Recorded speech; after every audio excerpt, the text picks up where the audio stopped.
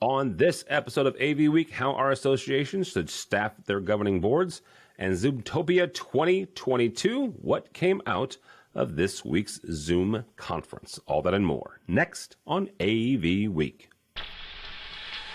The network for the AV industry. What are you listening to? This is AV. This is AVNation. This is AVNation. We can't say the future without AI. I mean, there's no way around it. 50% of workers now believe AI is going to improve their experience. When I come into the meeting room, I need a way to incorporate my AI with what's going on in the meeting. It's almost a bring your own AI type of a concept. Most of what we do in our day-to-day is going to change significantly. Hear the latest AV trends and predictions in this episode of Crestron's Smarter Spaces podcast on your preferred podcast platform. This is AV Week, episode 586, recorded Friday, November 11th, 2023. Organic Experiences. Support for AVNation is brought to you by Extron, industry-leading technology backed by world-class support. And by Middle Atlantic, what great systems are built on. This is AV Week, your weekly wrap-up of audio-visual news and information. My name is Tim Albright. I am your host today to talk about the news we have gathered, and we have got an incredible guest list and a couple really cool stories. First and foremost, Gladys Marroquin from Newcomb & Boyd. Welcome, ma'am. Hey, Tim. Thanks for having me. I'm Gladys Marroquin. I'm an AV consultant in Atlanta from Newcomb & Boyd. All right. Also with us is Mr. Brock McGinnis from Due North in Canada. Welcome, sir. Always a pleasure, Tim. Mr. Michael Peveler from Atlas IED. Welcome, sir. Thanks, Tim. Great to be here as always. And last but not least, Mr. Gary Kayye from Rave Pubs. Welcome, sir. Hey, good afternoon, everyone. I'm excited to be here, Tim. Thanks for the invite. Absolutely, absolutely.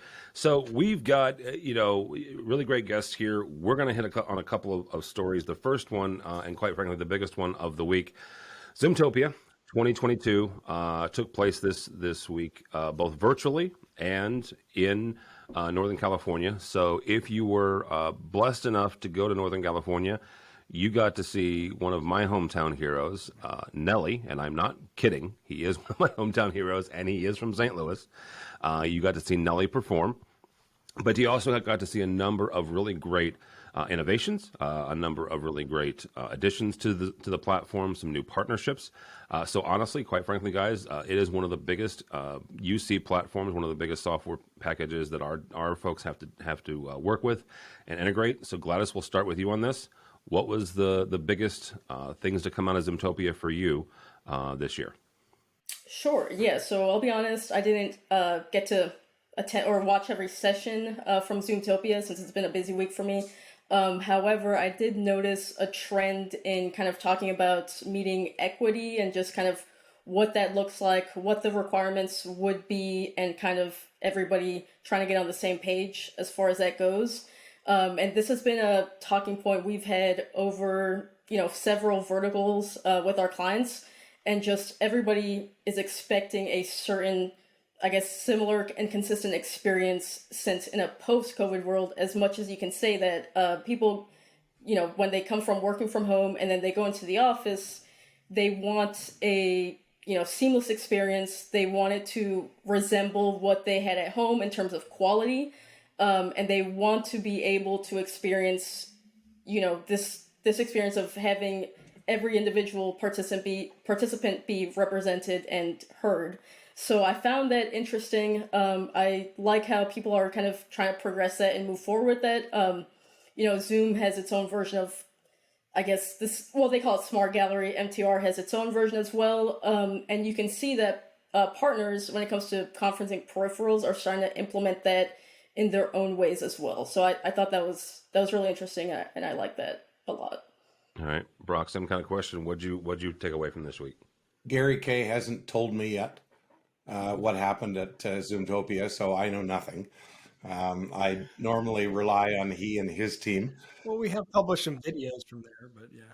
I'm not actually very engaged, Tim, in the cult of Zoom, and I don't really care whether my clients choose a Zoom platform or a Teams platform.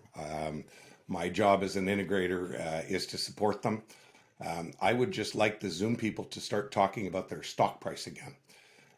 Once upon a time, every meeting I ever had with a Zoom employee, it was like, have you seen our stock price? And have you seen our stock price? Well, I bought some, and unfortunately, I have seen their stock price, and it sucks. And I don't think that them getting into the mail business or the calendar business is going to help that. What I would love to see Zoom do is regain the lead that they had in the marketplace on Teams, because I think it's a better platform. And I think it's a more people-friendly platform. They had a huge lead. Zoom became the Kleenex word. We're going to have a Zoom call. We're going to have a Zoom call. And at least in the world where I live, they are getting their butts kicked by Teams. Fortunately, we can always count on Microsoft to shoot themselves in the foot, and the new licensing stuff that's going on, and the fact that they're that they're making manufacturers dumb down really valuable feature sets that contribute to meeting equity in order to be certified, and that they're making the Teams room something special while taking away equal features from Teams as a platform. Hopefully that momentum will swing back, from Teams where it is right now in order to Zoom. So all I saw at Zoom was they spent a pant load of their shareholders' money holding this event, and hopefully that gets the stock going back in the other direction, because I'd at least like to break even. Maybe I should have asked that as a disclaimer beforehand. Like, how many of us? I do not. How many of us own stock at Zoom? So, Mr. K, Brock mentioned the fact that he hasn't seen anything. So, what did you come away with from Zoomtopia this week? So I love Zoom. I actually think that they've done a really good job with their platform. I agree with Brock that they are doing a much better job of simplifying entering a video call and also navigating your way around the platform. I think it's amazing to me, if you look at the data, something around half the people that are using Microsoft tools on an everyday basis are using Zoom as their video platform. And I think that tells you a lot about the user interface problems. I think Microsoft Front Row is a good attempt at meeting equity. But the truth of the matter is we do not have meeting equity, and we will not have it because we don't have the tools to do it. Now, I could tell you how you could build a room that would bring you better meeting equity, but the platforms themselves, or the cameras for that matter, aren't the solution for that. And they won't be. No matter how awesome Jabra does, or no matter how awesome Logitech does with breaking up images and sending them to the far site, that's not the solution for meeting equity. We really have to redesign rooms. And I know that some of the really good AV designers have done a really good job.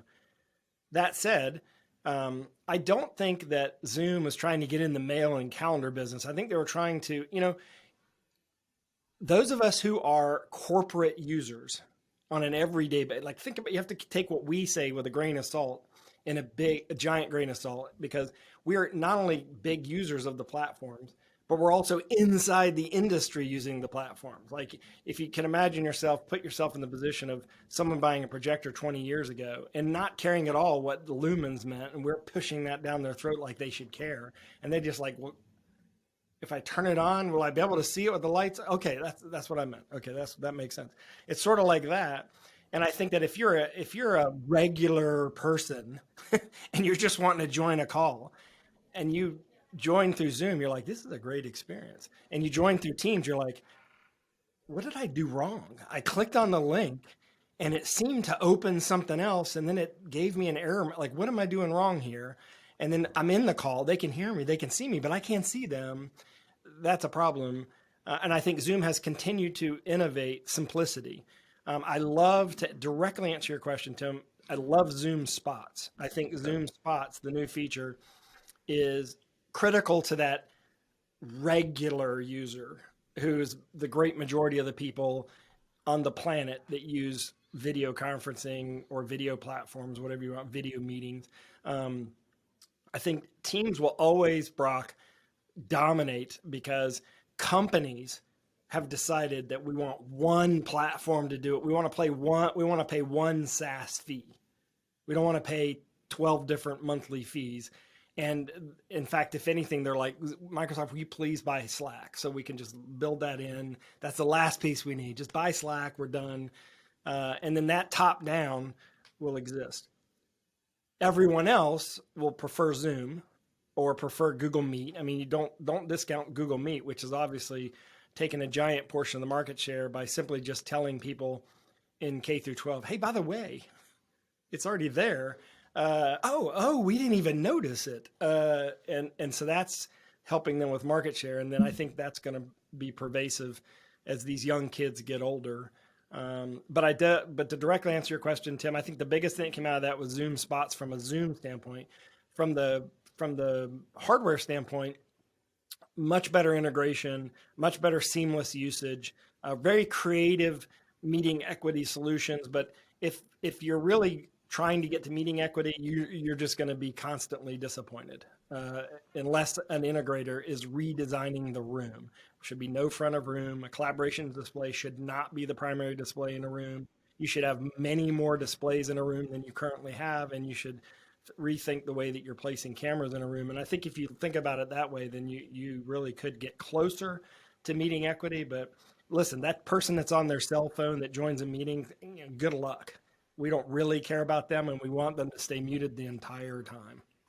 I don't know about design. I mean, designing an entire room, or redesigning, I mean to say. So I guess I've got a couple things about that. What we've been seeing more and more is, with having the option to be remote and working from home, a lot of these rooms we're having to future-proof them so that they can be converted or reconverted from, like a small collaboration space or an office. And I just don't know what that would look like if you're trying to just have, various displays and kind of multiple cameras, and what kind of flexibility that kind of allows for in the future if it does turn into an office.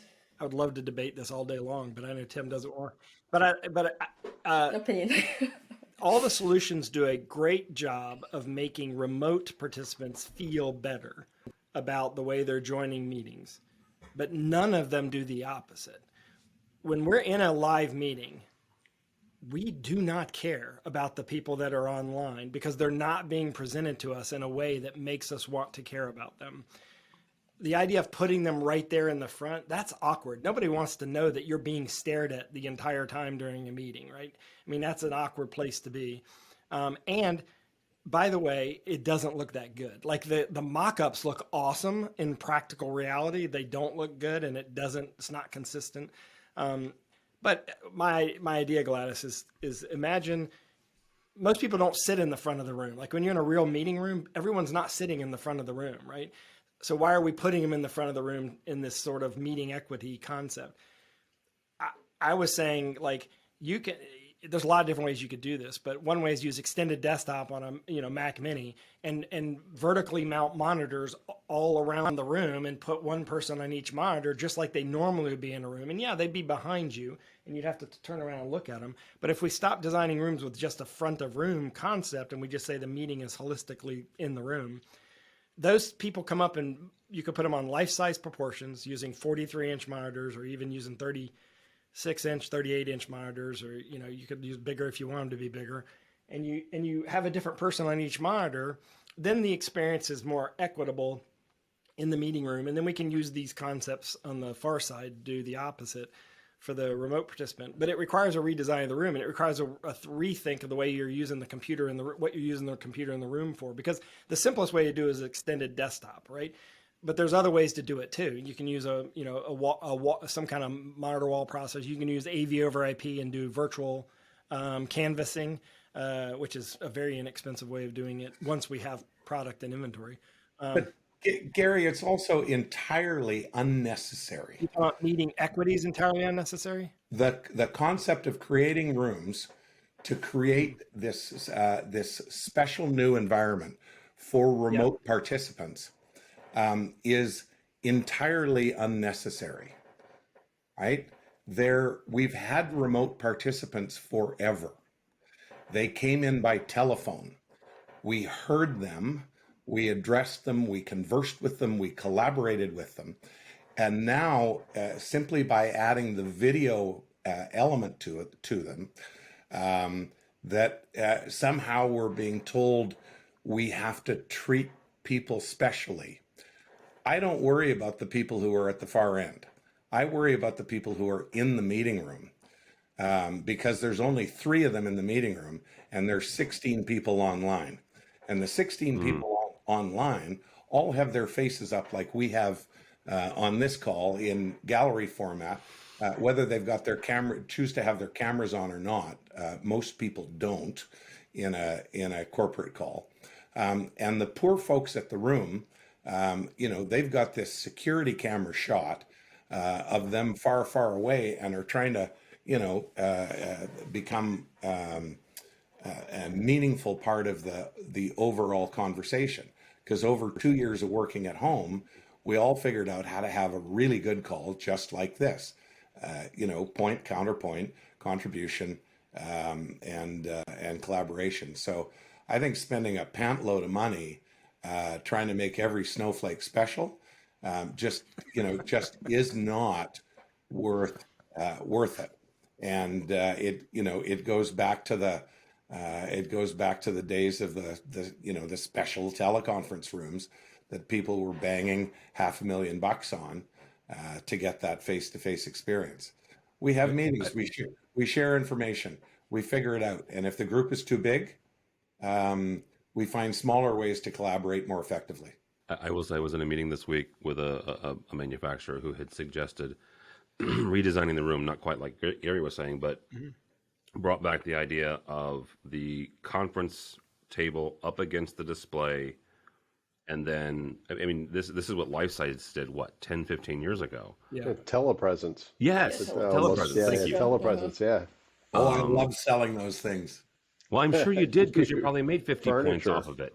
So for me, I mean, I'm not a huge fan of using this buzzword, this equity buzzword, because Gary, you're right. We're never going to reach 100% equity when it comes to video conferencing. I think, what everybody's trying to achieve is just having a more organic conferencing experience, understanding that there are limitations. There is always going to be technological limitations, but I think, with Smart Gallery, sure, not everybody's going to have their camera on, me included, but I still think it's, it still is a better experience, right? So that's just my 2 cents on that. It's a better experience in room, right? Right. For the people in the room, it's a better experience, but not for the remote participants. No, I think for the far end too.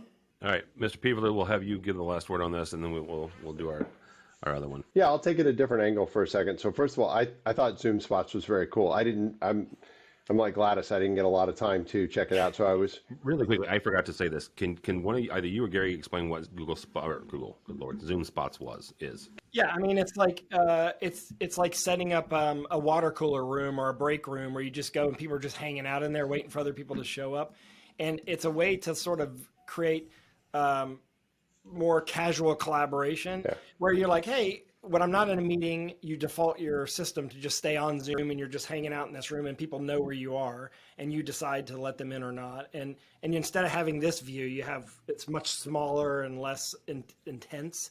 And I just think the idea of the casualization of platforms, I think, is going to be appealing to people.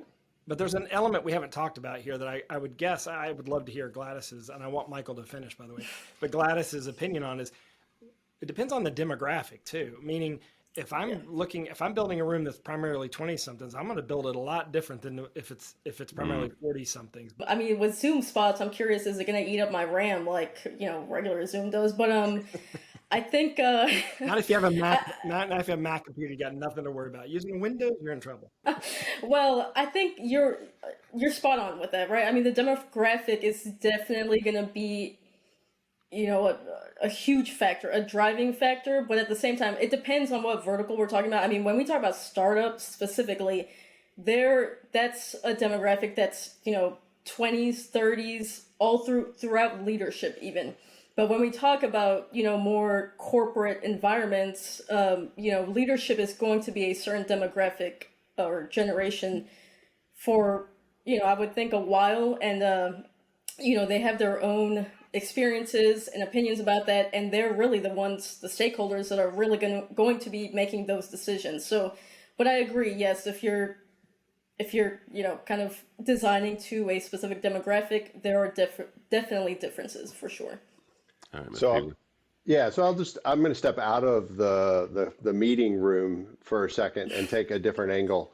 So, Brock mentioned that Microsoft is dumbing down some of the features in order to make stuff compatible and all of that.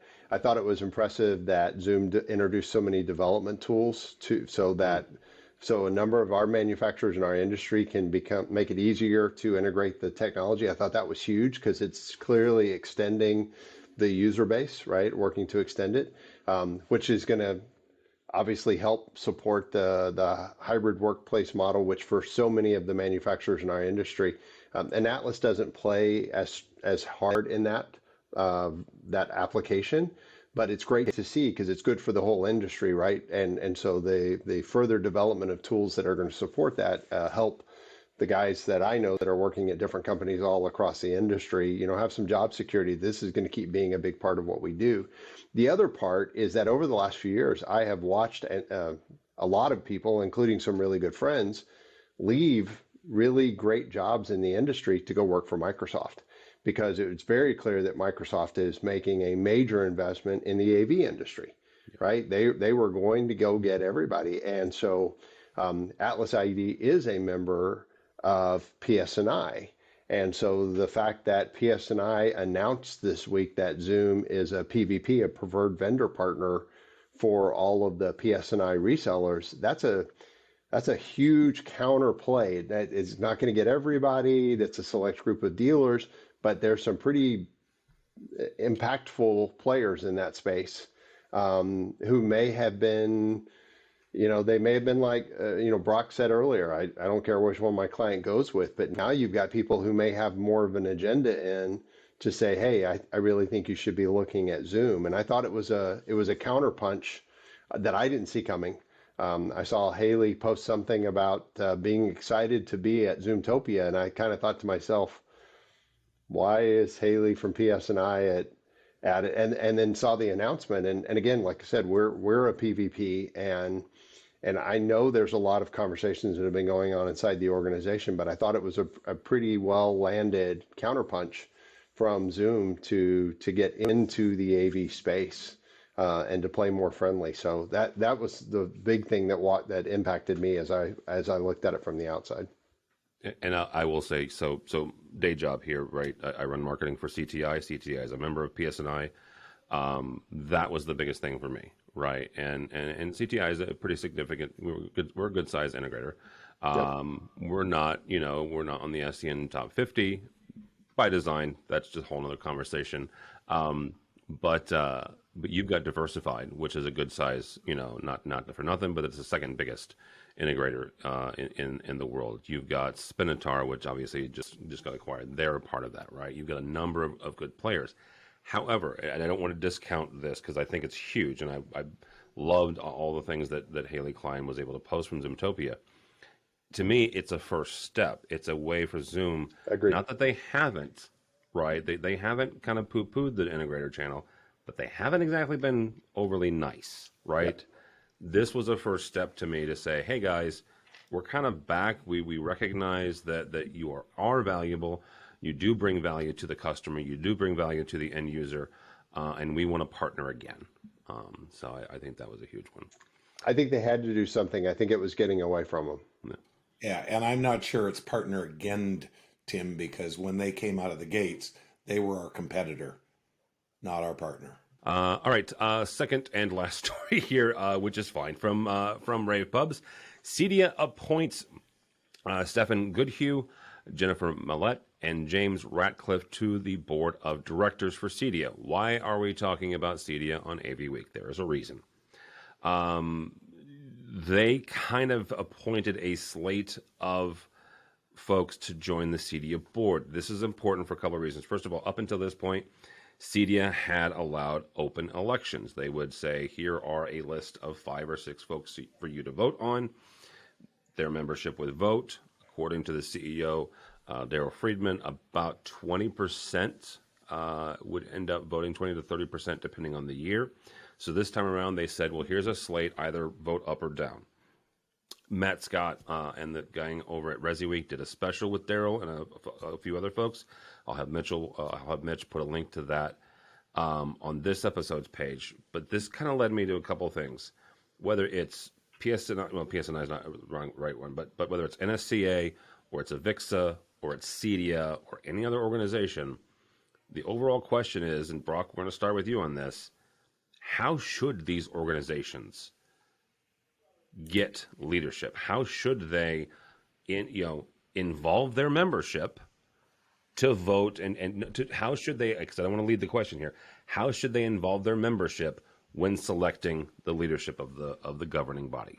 None of them involve their membership. Okay. They these are self-perpetuating bodies, and they're either appointing people who look like themselves and will continue the current approach to dealing with their constituents and their membership, and will be a get-along gang, or they will be, as AVIXA has been, aspirational, and they will entirely change the makeup of their board to bring in some of the people they think that they should have, people from PayPal or Google, or a greater degree of thought diversity or cultural diversity, or gender diversity, some of which is very, very positive, and other of which completely changes the direction that an association goes from what its membership has traditionally expected from them. I don't know what the controversy is with CEDIA. I see, somebody from America who's female. I see somebody from the UK, and I see somebody from APAC, and and they're kind of spreading it around. What I loved about the appointments was that all of those people have been actively involved as volunteers in CEDIA, and they are engaged and part of that organization. And what I have hated about many of the appointments AVIXA has made, for example, in over the course of the last decade, is they've brought in people with absolutely no stake in the or engagement with the organization at all, and they've said, you're now on the board of directors and you are going to determine the course of what this organization does. And from somebody grassroots who's been a volunteer, and looks at folks who might never have been at an Infocom, ending up on the board, to me that sucks. Just my 2 cents. That's a fair statement. Gary, same kind of question, is looking at all these various organizations, how should they populate their governing bodies? I mean, the right answer there is, whatever's in the bylaws should be followed and not be modified unless the entire membership has agreed to change the bylaws. I don't know the specific instance that Brock is talking about with regard to AVIXA. I was on the AVIXA board years and years and years ago and was elected. I didn't know there was such a thing as appointing members to the AVIXA board now. I wasn't aware of that. But if, as far as, I think, CEDIA is a different organization than it was 15 years ago when I beat them up for not having anybody except old white guys on the board. I'm famously known for, and it was universally hated, for writing a series of articles about, why was this an old boy network and why were there no women on the board and no people of color, period. And of course, they hated me for a little while, but then they finally elected a bunch of women on the board. And I think they now have appreciated the diversity of thought and the industry. If you think about it, I mean, let's be honest, Brock, you and I've been in the industry a long time, and we would go to trade shows, and this is what the industry would look like. The advantage of bringing women in the industry is clear. I mean, you get more empathy, more creativity, you get diverse thought. I mean, all that kind of stuff. And that works with every, add in any diverse group, whatever. I could tell you that I'm not qualified to know exactly what's going on over at CEDIA or at AVIXA. I'm a casual observer now. I just don't have the time to be involved in the boards of those things. And I've, of course, been asked to run a number of times again, but I'm too busy with what I do. I just want to make sure that they're representing whatever the bylaws say and the members want. And I think if they weren't, I would hope there'd be a member revolt. It's sad to see that there's only 20% people voting in any election. 20% is not representative of, I almost feel like you need to force them to vote, right? I mean, hasn't Canada done that, Brock? Don't you have to vote in Canada in elections, or is that the UK? No, not yet. Peru does that. We've guilted them into it. We've guilted people into voting in the US, and that seems to have worked. I mean, when I was a kid, it was like 40%. Now it's like 60%. So I think we're like shaming people into voting. But I don't know what the right solution is there. And I don't have a problem with the CEDIA board. I feel like they have done a really good job, and I don't have an individual problem with anyone on the AVIXA boards. I don't know the issue that Brock's talking about, only because I haven't been that involved. I love the Infocom and CEDIA shows, as long as those continue to operate. And I would hope that like I said, I'd hope there'd be a member revolt if they weren't happy. My God, I would hope so. Michael, I don't know. Yeah, you would hope so. You would hope so, right? I mean, I would, if I was a manufacturer or an integrator member and I saw something happening that was not right, I would be all over that. But maybe people just don't have the time to anymore. All right, Mr. Peveler, how should we get these folks on boards? Yeah, I think Gary and Brock have both said a lot of the things that I would align with. I mean, I think there's value in bringing a lot of diversity. I'm like Brock. I read the article. I haven't been involved in CEDIA in a number of years, but I read the article and I was impressed by the candidates or the new board members. I thought they seemed impressive in regards to the write-up. I liked the fact that they came from outside the U.S., so they represented the needs of the market and the variations that you would see in the market in those spaces. So I thought that was very cool. I think you can, there's always a big risk of change if you bring in outsiders. I think outsider voices can be really valuable too. It's a matter of how much control do you give those outsiders? Are they board members? Are they influencers? Are they consultants? Are they, whatever? But I think it's good to constantly look at what could be, because we have, in my 23 years in the industry, there's certainly plenty of times I felt like that we were headed down the same track because it was the same group of people all the time. And so I think the rest of the world's not doing that. I will say this, I coming into Atlas IED, I got a lot of exposure to the security side of the world, and go to their shows and their events, and they're in a very different place than we are as, on the AVIXA side. And some things I think they do really well, and some things I think, wow, they still haven't caught up at all. So I think everybody's got their, kind of challenges that are inherited too. I agree with Gary. You got to follow the laws of the organization, the bylaws of the organization. But I liked seeing the diversity that CEDIA put in from both a mix of gender and locations, because it seemed like you had a greater representation of people who actually knew what the industry was going through. And I will just say this, I don't ever hear anything really about CEDIA except lately. And, I live in Dallas. CEDIA was here in Dallas. I didn't go to the show. But I've talked to a lot of people who did, who said, man, it was really a great event this year. Like, this was maybe one of the best ones in a long time. And then just by happen chance, I've run into people at events. Total Tech Summit out in Orlando had some manufacturers and some dealers that had been out there, and they were really positive about it. So it seems like they've got some real momentum under them right now. So I think they're obviously doing something right over there. So kudos to them. All right, Gladys, you'll have the last word on this. How should we get folks onto our governing boards? Sure. Yeah, I'm not super involved with CEDIA, so I would also be speaking as an outsider. I do think that, I agree with Michael, what the write-up showed of these new board members. They do seem to be impressive. I like that there is diversity in thought there. They seem to have a very strong IoT background of sorts, with home automation and all of that. And I do believe that, with AV and IoT kind of overlapping and that overlap continuously growing, I feel like that's a good just POV for CEDIA, but I'd have to agree with Gary. Whatever the bylaws are, I probably would try to stick to that as much as possible. All right, gang. Thank you all so much. I appreciate your time.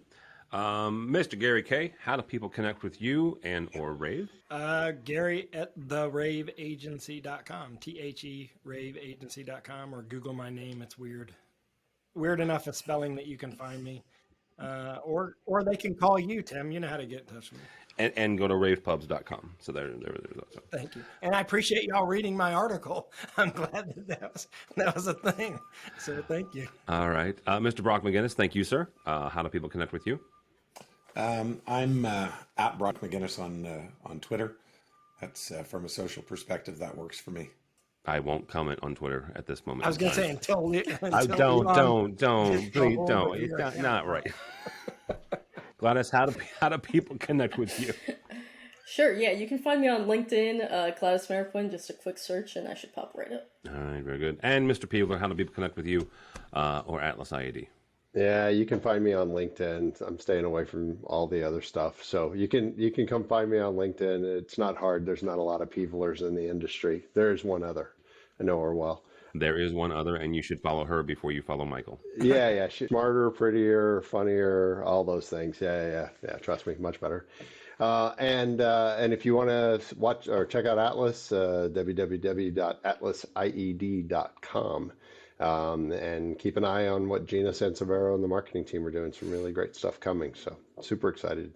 Yeah, absolutely. I've said this for 10, 11 years now, so I guess this really makes sense. Do not follow me on the Twitters, because who the heck knows.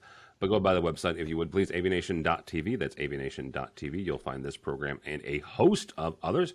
I mentioned the special with Daryl Friedman, the CEO of CEDIA. You can check that out. We also have a number of other specials coming down the pipeline, including State of Control episode 100, which is kind of crazy. So that's coming out in December. So check all that out and more at avnation.tv. It's avnation.tv. Thanks so much for listening. Thank you so much for watching. That's all the time we have for AV Week.